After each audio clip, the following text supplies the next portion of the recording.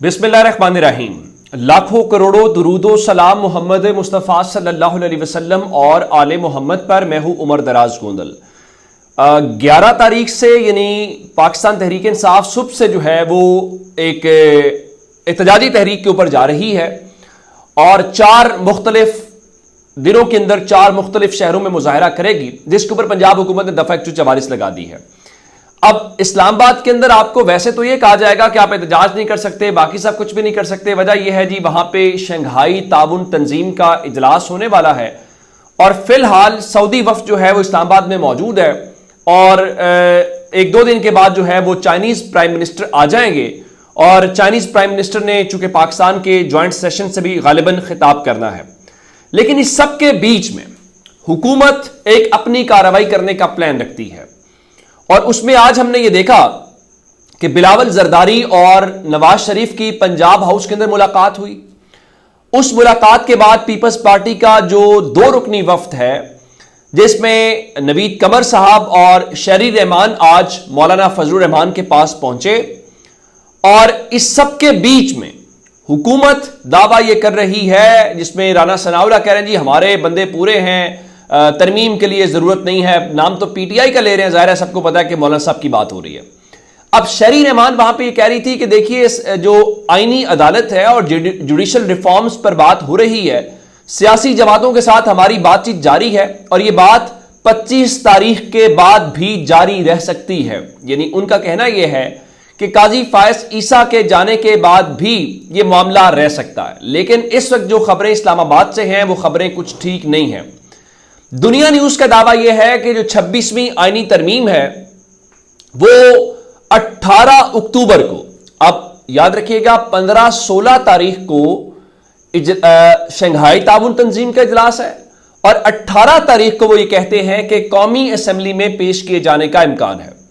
अब 18 तारीख तक इन्होंने इमरान खान के ऊपर मुलाकातों की पाबंदी भी आयद कर रखी है। गो के उनकी जो हमशीरा है नौरीन साहिबा, जो हसन न्याजी की वालदा भी हैं, उन्होंने इस्लामाबाद हाई कोर्ट में दरखास्त दायर की थी और वो दरखास्त सुबह समाअत के लिए मुकर्रर हो गई है। जसामिर फारूक उसके ऊपर समाअत करेंगे, देखते हैं उस पर क्या होता है।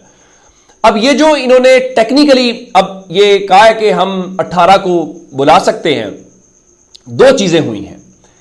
एक, ये इंतजार कर रहे थे कि इनके जो अंसार अब्बासी साहब की खबर ये थी कि जो अरकाने कौमी असम्बली और सेनेट इस वक्त बैरून मुल्क हैं, बेसिकली उनका इंतजार किया जा रहा है कि आप जल्द अज जल्द वापस आएं और एक डेलीगेशन जाने वाला था, उस डेलीगेशन को रोक लिया गया है।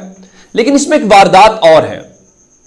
वारदात यह है कि आज मैंने आपको खबर दी थी कि स्पीकर के खत के बावजूद जो इलेक्शन कमीशन है वो पाकिस्तान तहरीक इंसाफ वाली सीटें हुकूमत को देता हुआ दिखाई नहीं दे रहा। उसकी खबर यह आई कि आज इलेक्शन कमीशन की जो भी नशिस्त हुई है उसके अंदर बाज अरकान का ख्याल था कि ये ना करें। सुप्रीम कोर्ट का वाज़ेह फैसला मौजूद है, वरना ये हमारे गले पड़ जाएगा। लेकिन अब मैच फिक्सिंग या गेम मिली कैसे हुई है वो आपको बतानी है कि हुकूमती जमात इस हवाले से जो जमातें हैं वो ये तो कह रही हैं कि उसका इम्कान 18 तारीख को पेश किए जाने का। अब उन्होंने किया क्या? उन्होंने एक तो अपने अरकान को कहा है कि आप इस्लामाबाद पहुंचे, उन अरकान को जिनको पहले मखसूस नशिस्तों के ऊपर इन्होंने मेंबर बनाया था, फिर सुप्रीम कोर्ट ने उड़ा दिया और इलेक्शन कमीशन ने उनको डी नोटिफाई कर दिया। इन्होंने अपने डी नोटिफाई होने वाले अरकान को भी कहा है कि आप इस्लामाबाद पहुंच जाए। इसका क्या मतलब है? इसका मतलब यह है कि इन्हें इम्कान या इन्हें इस बात का यकीन है कि इलेक्शन कमीशन ऑफ पाकिस्तान हमारी उन सीटों को बहाल कर देगा या वो सीटें हमें दे देगा, तो वो सीटें हमें मिल जाएंगी। अगर वो सीटें हमें मिल जाएंगी तो इसका मतलब यह हुआ कि 17 अक्टूबर तक अगर आप डी नोटिफाई होने वाले अफराद को कह रहे हैं तो इनका ख्याल है कि इधर से इलेक्शन कमीशन हमारे अरकान को बहाल करेगा और इधर हम आईनी तरमीम खड़का देंगे। यह मेरा ख्याल है, इनका ख्याल है, इनका वहमो गुमान है। पाकिस्तान के लोग इस चीज को बड़ा सीरियसली ले रहे हैं और पाकिस्तान के लोग ये समझ रहे हैं कि ये किस तरीके से चीजों को आगे हो सकता है। इस सिलसिले में इलेक्शन कमीशन एक और भी गेम कर रहा है। इलेक्शन कमीशन ने 2 अरकान की जो नाअहली है वो समाअत के लिए मुकर्रर कर दी है और ये रेफरेंसेस हैं डिस्क्वालिफिकेशन के। उसमें कौन कौन लोग हैं मैं आपको बता देता हूं। اس میں ایک جو ہے وہ سہیل سلطان ہیں جو NH4 سے جیت کے آئے ہیں، یہ تحریک انصاف کے MNA ہیں، ان کے حوالے سے ہے، اور اس کے بعد ایک سینیٹر ہیں، ان سینیٹر صاحب کو بھی انہوں نے سیف اللہ ابڑو جو ہیں جو سندھ سے جیت کے آئے ہوئے ہیں، ان کے حوالے سے بھی انہوں نے دونوں ریفرنسز کو سماعت کے لیے مقرر کر دیا ہے۔ تو اب دیکھنا یہ ہے کہ یہ جو PTI کے سینیٹر ہیں اور MNA ہیں، ان 2 سیٹوں کو آپ اڑانا چاہتے ہیں، اڑا دیں، نااہلی کر دیں، اور 21 اکتوبر کو 10 بجے، لیکن کیا اس سے آپ کا کوئی نمبر مل جائے گا؟ نہیں ملے گا۔ کیا وہ بادوزائی جو ہیں ان کا مل جائے گا؟ بالکل نہیں ملے گا۔ اس سے ہوگا کیا؟ اس سے ہوگا کیا کہ آپ ہر گزرتے دن کے ساتھ ایکسپوز تو ہو رہے ہیں، قائد بھی ہو رہے ہیں، الیکشن کمیشن بھی ہو رہا ہے، حکومت بھی ہو رہی ہے، تو پاکستان کے لوگوں کو سمجھ آ رہی ہے۔ تو میرا خیال ہے کہ آپ کرنا چاہتے ہیں تو بسم اللہ کر لیجئے۔ اب اگلی جو خبر ہے وہ خبریں کچھ ٹھیک نہیں ہیں۔ پاکستان تحریک انصاف کی حوالے سے، عمران خان کے حوالے سے بہت ساری خبریں تھیں۔ عمران خان کی جو ہمشیرہ نورین صاحبہ ہیں، انہوں نے جو درخواست دائر کی اس میں انہوں نے کچھ باتیں کی، اور انہوں نے کہا کہ عمران خان کی زندگی کے خطرے کو لے کے، لیکن مراد سعید نے آج ایک ایسا دعویٰ کیا ہے جو تشویش کا باعث بھی ہے، اور میرا خیال یہ ہے کہ سنجیدہ لوگوں کو، سنجیدہ حلقوں کو اس کے اوپر غور بھی کرنا چاہیے، اور ہمیں اب آگے بڑھنا چاہیے۔ یہ پاکستان افورڈ بھی نہیں کر سکتا۔ اس کی وجہ کیا ہے؟ چند روز پہلے محمود خان اچکزئی کو لے کے یہ بات ہوئی تھی، اور محمود خان اچکزئی کے حوالے سے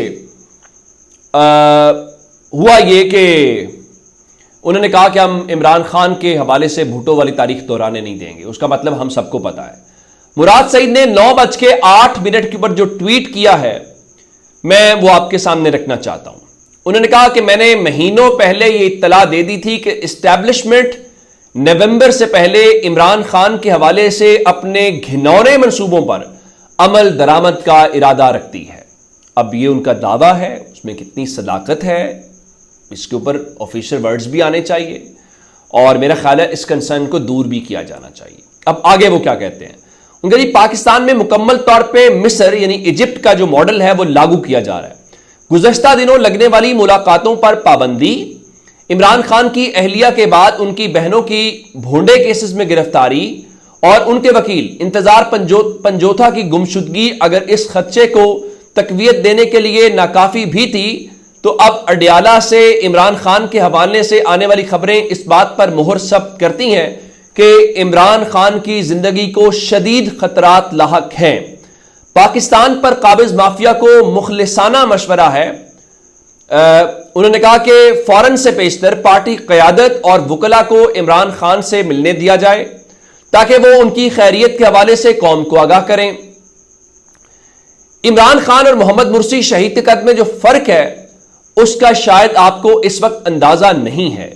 اس آگ سے کھیلنے کی خواہش ترک کر دیں، ورنہ کسی کے دامن میں خیر نام کی خیرات نہیں رہے گی۔ میرا خیال ہے ذاتی طور پہ کہ ہمیں یہ چاہیے کہ عمران خان ایک پاکستان کی ریئلٹی ہے، اور ہم بہت سارے مسئلوں میں الجھے ہوئے ہیں۔ بلوچستان میں آپ دیکھ لیجئے ابھی جو کچھ خیبر پختونخوا میں ہو رہا ہے، تو ہمیں مزید غلطیاں نہیں کرنی ہیں، ہم مزید افورڈ نہیں کر سکتے۔ پاکستان کے ساتھ یہ ظلم نہ کیا جائے، پاکستان کو چلنے دیا جائے۔ یہ ریکویسٹ بھی کی جا سکتی ہے، درخواست بھی کی جا سکتی ہے، اور دعا بھی کی جا سکتی ہے۔ اپنا بہت سارا خیال رکھیے گا۔ خدا حافظ۔